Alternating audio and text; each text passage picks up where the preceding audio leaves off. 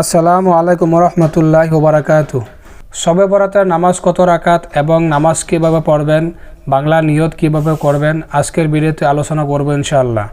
প্রিয় আখিরি নবীর উম্মত, ইসলাম সম্প্রসারণ ও প্রসারের লক্ষ্যে আমাদের চ্যানেলটি অবশ্যই সাবস্ক্রাইব করবেন। শবে বরাত অর্থ মুক্তির রাত। যেহেতু এই রাতে আল্লাহর অগণিত মাখলুককে ক্ষমা করে থাকেন।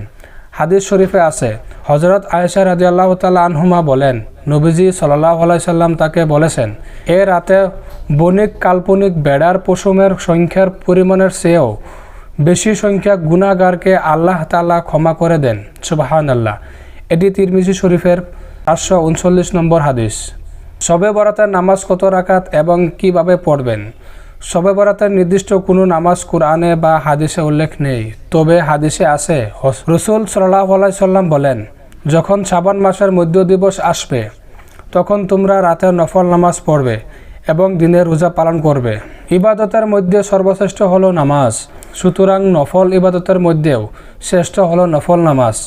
এটি ইবনে মাজাহ শরীফের 1384 নম্বর হাদিস থেকে নেওয়া হয়েছে। আর তাই 2 রাকাত করে যত খুশি ততবার নামাজ পড়তে পারবেন, আর তার নির্দিষ্ট কোনো সংখ্যা নেই। এখন নিয়ত করবেন কিভাবে?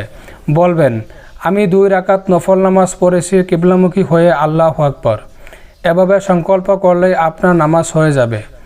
তবে এখানে সূরা ফাতিহা একবার আর সূরা ইখলাস 3 বার পড়তে হবে বা সূরা ওয়াকিয়া পড়তে হবে এমন কোনো কথা হাদিসে নেই।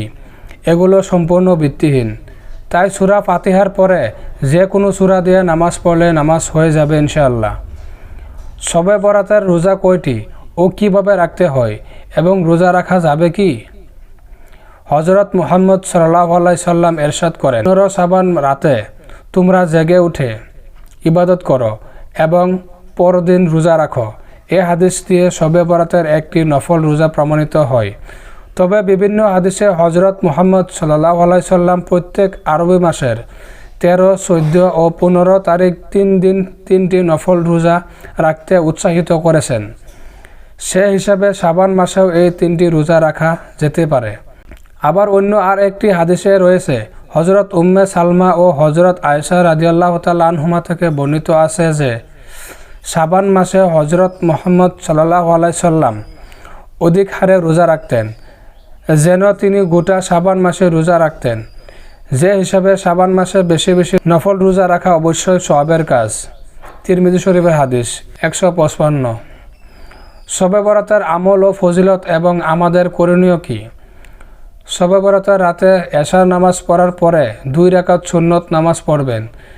এরপরে গভীর রাতে 2 রাকাত করে নফল নামাজ আদায় করবেন। এখানে কত রাকাত পড়লেন এটি বড় কথা নয়, নামাজ কত দীর্ঘ করলেন এবং কত মনোযোগ দিয়ে পড়লেন এটাই বড় কথা। হাদিস শরীফে আছে, হযরত আয়েশা সিদ্দিক রাদিয়াল্লাহু তাআলা আনহুমা বলেন, একবার রাসূল সাল্লাল্লাহু আলাইহি সাল্লাম নামাজে দাঁড়ান এবং এত দীর্ঘ সিজদা করলেন যে আমার ধারণা হলো তিনি মৃত্যুবরণ করেছেন। আমি তখন উঠে তার পায়ের বৃদ্ধ আঙ্গুলে নাড়া দিলাম আর তার বৃদ্ধ আঙ্গুল নড়ল। তখন তিনি সিজদা থেকে উঠলেন এবং তিনি নামাজ শেষ করে আমাকে লক্ষ্য করে বললেন, হে আয়েশা, তোমার কি আশঙ্কা হয়েছে? আমি বললাম, ইয়া রাসূলুল্লাহ সাল্লাল্লাহু আলাইহি সাল্লাম, আপনার দীর্ঘ সিজদা দেখে আমার আশঙ্কা হয়েছিল আপনি মৃত্যুবরণ করেছেন কি না। নবী করিম সাল্লাল্লাহু আলাইহি সাল্লাম বললেন, তুমি কি জানো এটা কোন রাত? আমি বললাম, আল্লাহ ও আল্লাহর রাসূল ভালো জানেন। এটা হলো অর্ধ শাবান রাত। এ রাতে আল্লাহ তাআলা তার বান্দাদের প্রতি মনোযোগ দেন, ক্ষমা প্রার্থনাকারীদের ক্ষমা করে দেন, অনুগ্রহ প্রার্থীদের অনুগ্রহ করেন আর বিদ্বেষ পোষণকারীদেরকে তাদের অবস্থাতেই ছেড়ে দেন। হাদিসটি নেওয়া হয়েছে শুআবুল ঈমান 3য় খণ্ডের 382 নম্বর পৃষ্ঠা থেকে।